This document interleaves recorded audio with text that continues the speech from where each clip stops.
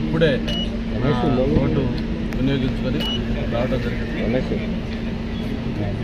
గత 5 సంవత్సరాలుగా కూడా రాష్ట్రంలో జరుగుతున్న దుర్మార్గ పరిపాలన, దానికి ప్రజలు చరమగీతం పాడే సమయం ఆసన్నమైంది. ఈరోజు పోలింగ్ సరళి చూస్తూ ఉంటే పొద్దున్నే 7 గంటలకు పోలింగ్ అంటే 6:30-6 గంటల నుంచే పబ్లిక్ వచ్చి ఓట్లు వేయడం కోసం నిలబడ్డారంటేనే ఈ ప్రభుత్వం పైన ఎంత తీవ్రమైన వ్యతిరేకత ఉన్నారో అర్థం చేసుకోవచ్చు.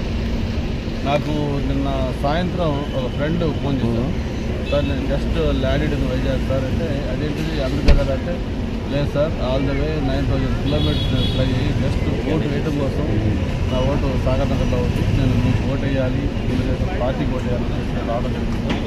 అంటే ఏంటి దీనికోసం ఇన్ని వేల కిలోమీటర్స్ వేయాలంటే, లేదు సార్ నేనే కాదు నాతో పాటు వేలాది మంది రోజు అమెరికా లేకపోతే అబ్రాడ్లో ఉన్న వాళ్ళే కాదు, హైదరాబాద్ చుట్టుపక్కల ఎక్కడికైనా వాళ్ళందరూ కూడా వచ్చి ఓట్లు వేయాలని చెప్పి రావడం జరిగింది. ఇప్పుడు చాలా సంతోషం.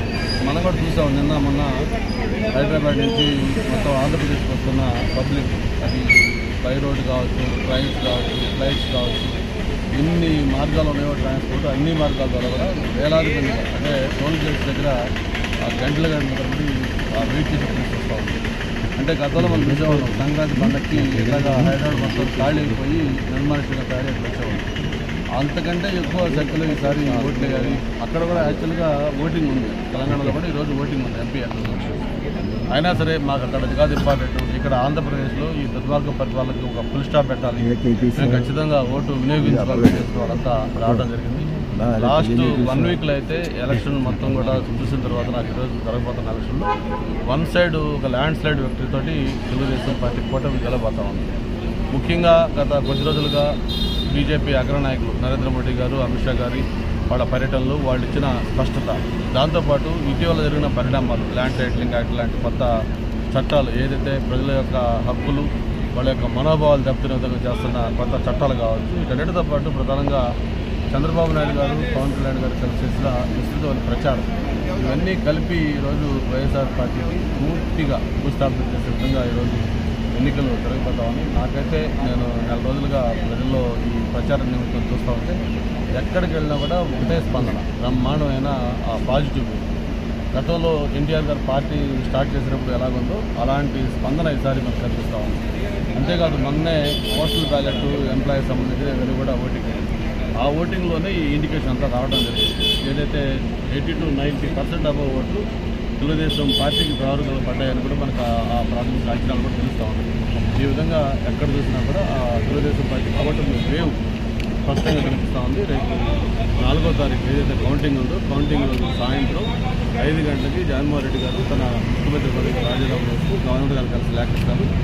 అలాగే జూన్ 9న చంద్రబాబు నాయుడు గారు మళ్ళీ ముఖ్యమంత్రిగా ప్రమాణ స్వీకారం చేయడానికి ఎవ్రీథింగ్ సెట్. మరి భారీ మెజార్టీ, గతంలో ఎప్పుడు రాని ఒక భారీ మెజార్టీతో తెలుగుదేశం పార్టీ ఎంపీలు, ఎమ్మెల్యేలు అందరూ కూడా ఖచ్చితంగా గెలవబోతా ఉన్నారు.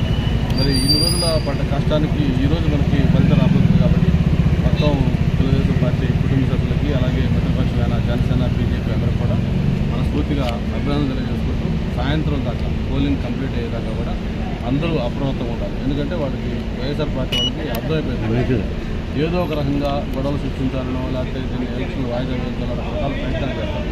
కాబట్టి వాళ్ళందరూ సమ్మేళనంతో ఉండి ఆ పోలింగ్ చక్కగా కంప్లీట్ చేసుకొని ఆ చివరి ఓటు దాకా కూడా వేయించుకొని ఆ ఈవీఎం క్లోజ్ చేసి సీల్ వేసేదాకా ఉండి ఆ మిషన్లు బయటకు బయలుదేరేదాకా కూడా అందరూ అప్రమత్తంగా ఉండాలి.